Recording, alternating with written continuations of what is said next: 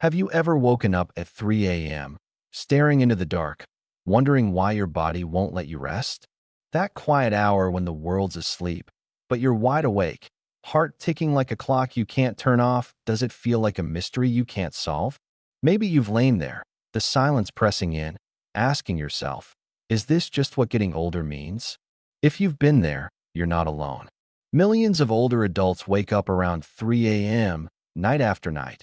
And it's not just a random quirk. There's something deeper going on, something tied to your health, your sleep, your very life, and it's whispering to you in those still, small hours. Today, we're stepping into the story of Margaret, a 67-year-old woman from a sleepy corner of Oregon, whose 3 a.m. wake-ups are more than a nuisance, they're a window into a battle she didn't know she was fighting. This isn't just about sleepless nights, it's about what they mean for her body, her mind, and the golden years she's still got ahead. Backed by science like studies from the National Institute on Aging showing how age shifts our sleep, we're peeling back the layers of those early wake-ups, revealing 5 powerful reasons they happen and what they're really telling us. By the end, you might not just sleep better, you might see yourself in a whole new light. So let's dive in. Margaret's waiting, and her story's about to pull you in deep. Picture a small house on a quiet street, tucked between pines that stretch tall against the Oregon sky. The paint's peeling a little at the edges, but inside, it's warm, lived in. There's a living room with a worn blue sofa, a bookshelf stuffed with old paperbacks, and in the corner, a baby grand piano, its black lacquer dulled by a thin layer of dust. This is Margaret's world. For 35 years, she was the music teacher at Jefferson Elementary. Mrs. M. The kids called her fingers dancing over keys, her voice coaxing shy voices into song. She was the kind of woman who lit up a room, her laugh bright as a melody, her hands steady as she played Chopin or taught a third grader twinkle, twinkle. That piano wasn't just an instrument, it was her heartbeat, her joy, her life. But now, that piano sits silent. Margaret's retired 2 years, and the woman who once filled classrooms with music is fading into the shadows of her own home. It's not that she's old, 67 isn't ancient, but she feels it deep in her bones. Her hands ache sometimes, stiff from years of playing, and her energy's a ghost of what it used to be. Worst of all, she can't sleep, not really. Night after night, she's jolted awake at 3 a.m., eyes snapping open in the pitch-black room. The clock on her nightstand glows red, 3:02, 3:05, 3:11, its soft ticking slicing through the stillness like a knife. She lies there, blankets pulled tight, staring at the ceiling as the minutes crawl by, her mind a tangle of fog and frustration. Have you ever felt that? That moment when the dark feels heavier than it should, when your body betrays you just when you need it most. That's Margaret right now. She rolls over, the cold hardwood floor chilling her feet as she shuffles to the window. The moon's a sliver outside, casting faint light through the curtains, and she presses her forehead against the glass, watching her breath fog it up. Why can't I sleep? She wonders. What's wrong with me? It's not a nightmare waking her, not a noise, just her own body, restless and unyielding. She's tired all the time now, bags under her eyes, a dull ache in her joints, but those 3 a.m. wake-ups leave her stranded, caught between exhaustion and an alertness she can't shake. It's been months like this, maybe longer, she's lost count. She used to drift off easily, the hum of a lullaby in her head, dreaming of scales and sheet music. Now, she's lucky to get 4 hours before that invisible alarm yanks her awake. She tries everything: warm milk, counting sheep, even leaving the radio on low, but nothing works. By morning, she's a shell, shuffling through her day in a haze. Coffee doesn't cut it anymore, it just makes her jittery. Her knees creak when she stands too long. Her fingers fumble when she tries to play a note. Those hands that once flew over keys now stumble, stiff and unsure. She hasn't touched that piano in weeks, maybe months. It sits there, a silent judge, its dust a mirror to the life she's letting slip away. And the loneliness, it's a quiet thief. Margaret's husband, Paul, passed 5 years ago, and her daughter's grown, living 3 states away with kids of her own. The phone rings, sometimes old colleagues, a neighbor checking in, but she lets it go to voicemail more often than not. Her world shrunk to this house, these walls, this endless cycle of restless nights. She used to sing with the church choir, host little recitals for her students' parents, but now she barely leaves the porch. The kids at the park call her the piano lady when they see her, but she's not sure she deserves it anymore. That nickname, it's a memory of who she was, not who she is. Let's pause here. Have you ever looked at something you love, a hobby, a passion, a piece of your past, and felt it drifting out of reach? That's where Margaret's heart is breaking. She's not sick, not in the way doctors can fix with a pill, but she's fading. Those 3 a.m. wake-ups aren't just annoying, they're a signal, a red flag waving in the dark. Science tells us this isn't random. The National Institute on Aging says older adults lose melatonin as they age, that sleep hormone that keeps you under. Add shifting circadian rhythms, and it's no wonder she's up when the world's asleep. But Margaret doesn't know that yet. She just feels lost, scared that these sleepless nights are the first step toward a future she can't face, one where her health crumbles, her mind dulls, and the music stops for good. One night, it hits harder. She's awake again, 3:07 this time, her chest tight with a worry she can't name. She gets up, wraps a shawl around her shoulders, and pads to the living room. The piano looms in the corner, moonlight glinting off its curves. She sits on the bench, her breath shallow, and rests her fingers on the keys. They're cold, unfamiliar now. She presses one, a single, trembling note rings out, soft and sad, and tears spill down her cheeks. I can't do this anymore, she thinks. I'm losing everything. She sits there, head bowed, the silence swallowing that note until it's gone. She doesn't play another. She can't. But this isn't the end, not even close. Margaret's story doesn't stop in that dark room, with that lonely note fading into nothing. Those 3 a.m. wake-ups? They're not just a curse, they're a call, a quiet plea from her body and soul. She doesn't see it yet, but something's about to shift. It starts small, so small she'll barely notice at first, but it's coming. Science says those early wake-ups mean something changes in hormones, health, habits, heart, and Margaret's about to find out what. It's not just about getting back to sleep, it's about getting back to life. Picture this, a foggy morning, a week later. Margaret's in her kitchen, sipping tea that's gone cold, when there's a knock at the door. She hesitates, nobody visits much these days, but the knock comes again, sharp and bright. She opens it, and there's Ben, her 15-year-old grandson, grinning wide, a backpack slung over one shoulder. "Hey, Grandma," he says, stepping inside like he owns the place. "Mom said you've been up at weird hours. Thought I'd come keep you company." He's got a guitar case in one hand, his eyes sparkling with that teenage energy she's missed.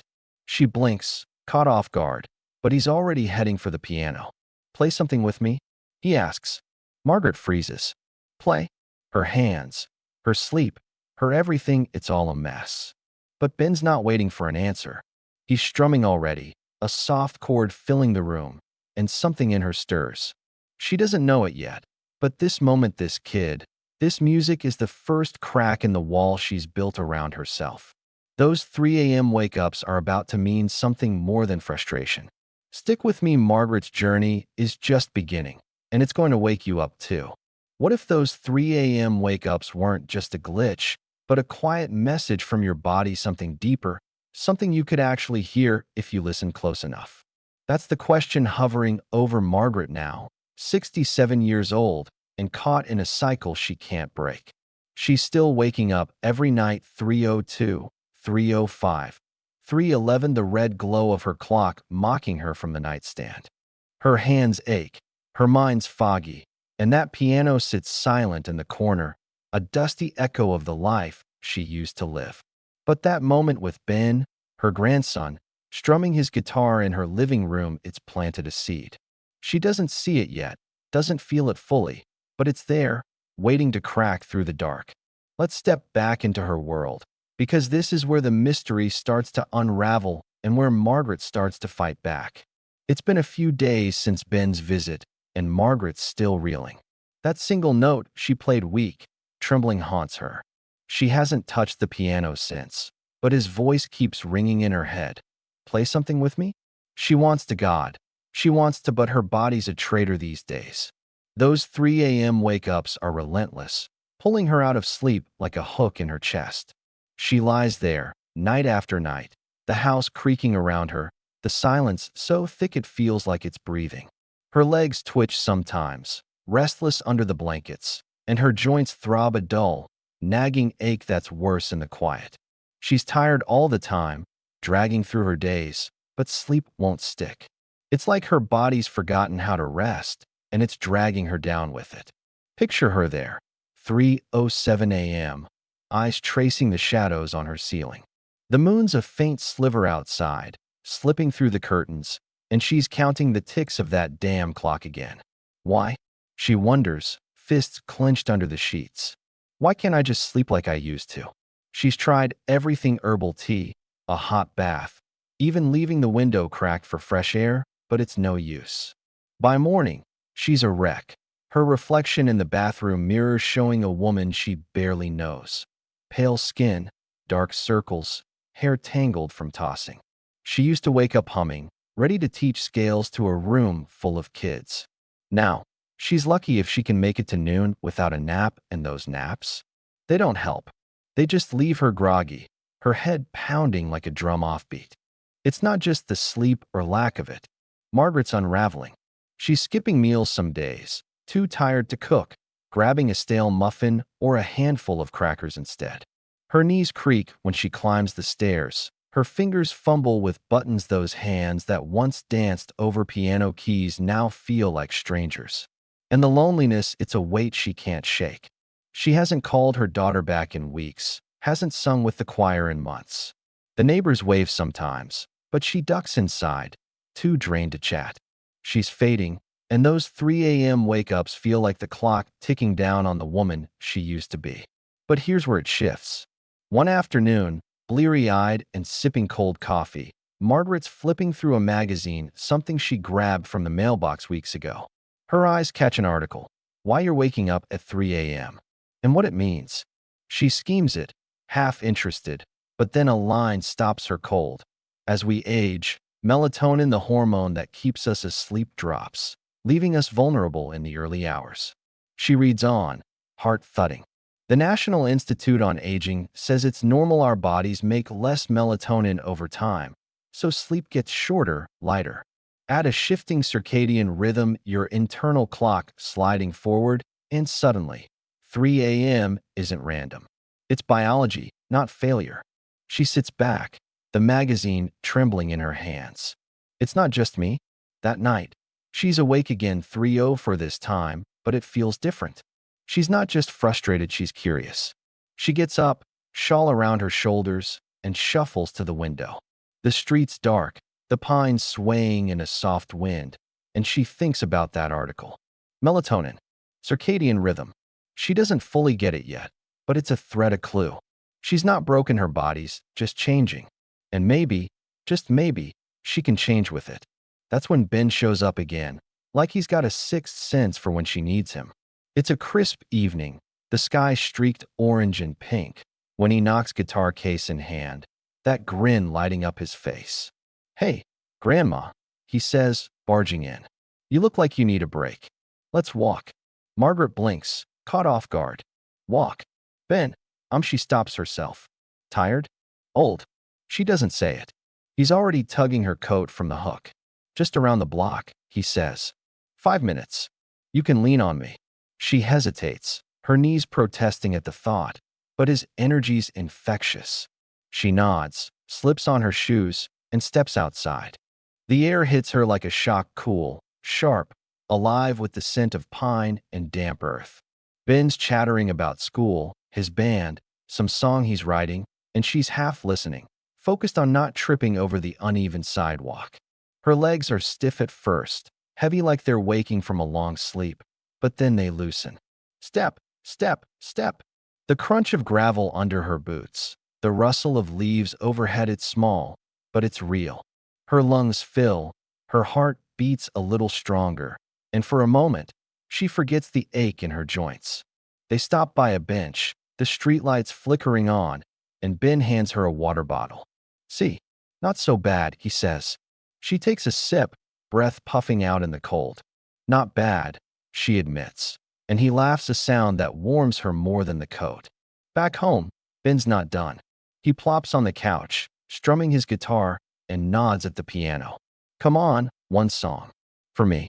Margaret's stomach twists, her hands, her sleep, her everything, but he's looking at her like she's still Mrs. M, the music teacher who could do anything. She sits at the bench, fingers hovering over the keys. They're shaky, unsure, but she presses down a chord, soft and wobbly. Ben joins in, his guitar weaving around her notes, and for a minute, it's music. Not perfect, not like before, but something. She stops, breathless, and he grins. Told you, he says. You've still got it. That night, Margaret tries something new. She turns off the bedside lamp, usually left on for comfort, and pulls the curtains tight, blocking the moonlight. The article said light messes with melatonin, so why not? She lies down, the room darker than it's been in months, and closes her eyes. Sleep comes slow, but it comes. She wakes at 3:09. Old habits die hard, but this time, she drifts back under, the darkness holding her a little longer. It's not a fix, not yet, but it's a start. Hey, if you're with me so far, drop a 2 in the comments. I'd love to know you're here. That's me talking to you, because Margaret's story is hitting a turning point. Science backs this. Melatonin drops with age, and those circadian shifts push sleep earlier. Harvard says even a short walk can nudge your rhythm back. Margaret's feeling it one step, one note at a time. Ben's not just a kid with a guitar, he's 15, a budding musician, and he's pulling her out of the dark with every chord. Those 3 a.m. wake-ups? They're not random, they're her body crying for help, and she's starting to listen. She's not there yet, doubt still lingers, and the nights aren't perfect, but she's moving. That walk, that song, that pitch-black room, there are cracks in the wall. Why does she wake at 3 a.m.? It's her hormones fading, her clock shifting, and something else, something physical, something emotional lurking beneath. She's about to dig deeper, and it's going to change everything. So here's my question. What's waking you? What's your body whispering to you in the dark, those quiet hours when the world's asleep, but you're not? That's the question Margaret's chasing now, 67 years old, and standing at a crossroads she didn't expect. Those 3 a.m. wake-ups, they're still there, stubborn as ever, but they're not just a mystery anymore. That walk with Ben, that shaky chord on the piano, that first night in a darker room, they've lit a spark. She's starting to see her sleepless nights as signals, not curses, and she's digging deeper. This isn't just about getting back to sleep, it's about getting back to herself. Let's step into her world again, because this is where Margaret starts to unravel the why and find the how. It's been a week since Ben's last visit, and Margaret's holding on to that tiny thread of hope. She's still waking up 3:02, 3:06, 3:10, the clock's glow a familiar taunt. But she's not just lying there anymore. She's noticing things. Her knees ache more when she wakes, a stiff, grinding pain that wasn't there in her 50s. Her heart races sometimes, a flutter she can't explain, and her mind, it's restless, spinning through memories she didn't invite. She's tired of being tired, but that magazine article stuck with her. Melatonin dropping, rhythms shifting. It's a start, but it's not the whole story. There's more to these wake-ups, something physical, something deeper, and she's ready to find it. Picture her one morning, bleary-eyed in her kitchen, the fog rolling thick outside her Oregon window. She's sipping tea, hot this time, not cold, and scrolling on her old laptop. She's no tech wizard, but she types "why wake up at 3 a.m." into the search bar, half expecting nonsense. Instead, she finds gold. Harvard studies, Mayo Clinic pages, real science. Her eyes widen as she reads arthritis can jolt you awake, those aching joints screaming after hours of stillness. Stress, too, spikes cortisol, that hormone that kicks your brain into gear when you least want it. She leans back, tea forgotten. Arthritis? Stress? Her hands, her knees, her racing thoughts, it's not just age. It's her body talking. She tests it that night. She's awake again, 3:00 for her knees throbbing like they've got a pulse.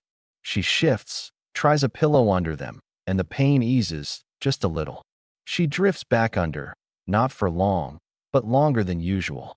It's a clue. The next day, Ben's back, guitar in tow, that grin unstoppable. "You're up for more, right?" he says, tossing her a water bottle. "Let's walk again and maybe stretch." Margaret laughs, dry and doubtful. "Stretch? Ben, I'm not one of your band kids." But he's already on the floor, showing her a simple yoga move: knees up, arms out, a gentle twist. "Try it," he says. 5 minutes. You're tougher than you think." She does, grudgingly. The living room's dim, the pine scent drifting in from the cracked window, and she follows his lead. Her joints protest loudly at first, but then they loosen, the ache softening as she moves. Ben's strumming softly, a mellow tune, and she feels her breath slow, her shoulders drop. It's not a cure, but it's something Harvard says exercise cuts inflammation, eases arthritis pain, even helps sleep. She's shaky when she stands, but there's a flicker in her chest. Pride, maybe, or just relief. "Not bad, huh?" Ben says. She nods, a small smile breaking through. "Not bad." That's the crack that lets the light in. Margaret's on a mission now, not to fix everything, but to understand. She starts small, walks with Ben every evening, just 15 minutes around the block. The air's crisp, the streetlights buzzing, and her legs stiff at first start to remember how to move. She's eating better, 2 no more stale muffins. Ben brings over veggies from his mom's garden: carrots, spinach, a sweet potato he insists she roast. "Real food, Grandma," he says, chopping like he's on a cooking show. She tries it: a plate of roasted roots, a sprinkle of salt, and it's like tasting color again, warm and alive. Science backs this. Nutrient-rich foods fight inflammation, boost brain health, says the National Institute on Aging. She feels it one bite at a time. But it's not just her body. Those 3 a.m. wake-ups, they're emotional, too. She's lying there one night, 3:07, and it's not her knees this time, it's Paul. Her late husband's face flashes in her mind, his laugh, the way he'd hum off key while she played. She misses him, misses her daughter, misses the choir, misses life. Tears slip down her cheeks, silent in the dark. The Mayo Clinic says it's real. Stress and loneliness spike cortisol, jolt you awake. Margaret's heart's been carrying that weight, and it's screaming in the quiet. She doesn't fight it this time, lets it come, lets it go. It's not sleep she finds that night, but clarity. Ben's the push again. "You should sing," he says one afternoon, sprawled on her couch. "Your Mrs. M music's your thing." She shakes her head. "I can't," but he's relentless. "There's a choir at the community center. I checked. They meet Tuesdays. Go." She resists, but he drags her there literally, arm in hers, guitar slung over his back. The center's a bustle of voices, gray heads bent over hymnals, and when she steps in, they wave her over like she's family. She sings hesitant at first, voice rusty, but it's there, that old spark. The room fills with harmony, warm and alive, and she feels it, connection. Studies from UC say social ties cut stress, lift mood, even help you sleep. Margaret's living it, note by note. She's building now, piece by piece. Walks every night, real food on her plate, choir every Tuesday. She tries something new. 10 minutes of quiet before bed, just breathing, letting her mind settle. Ben calls it meditation light, she calls it sanity. The first time, she sits on her porch, the wind rustling the pines, and focuses on her breath: in, out, in, out. Her thoughts drift: Paul, the piano, those wake-ups, but she pulls them back. It's hard, awkward, but she sleeps deeper that night, waking at 3:11 and drifting off again. Science says it works. Meditation lowers cortisol, calms the brain. She's proof, one breath at a time. Weeks pass, and Margaret's changing. She's not cured. Those 3 a.m. moments still creep in, but they're less brutal. She's up at 3:05 one night, but instead of panic, she shifts her pillow, breathes slow, and sleeps again by 3:30. Her knees ache less, her energy's creeping back. She's at the piano, more simple scales, nothing fancy, but her fingers move easier, steadier. The choir's her lifeline. They laugh, swap stories, call her the harmony queen. She's cooking with bin roasted veggies, a chicken stew, and her kitchen smells like life again, not stale crackers. One evening, she's at that piano alone, the house quiet, the clock ticking toward 9 p.m. She plays a soft melody, her own, something she's been humming since the choir. It's not perfect, her hands stumble, but it's hers. The notes rise, fall, weave through the room, and she feels tears prick her eyes. Not sadness, joy. I'm still here, she thinks. Those 3 a.m. wake-ups? They're not gone, but they're quieter. Her body's talking, and she's listening. Arthritis, stress, a shifting clock, they're real, but so is she. She's not done, not even close. Something's coming, a test that'll push her hard, and those wake-ups will flare again. But she's building tools, walks, food, song, stillness, and they're stronger than she knows. Why does she wake at 3 a.m.? It's her joints crying, her heart aching, her biology shifting, and it's her chance to fight back. What's your 3 a.m. telling you? Margaret's finding out, and trust me, the best is yet to come.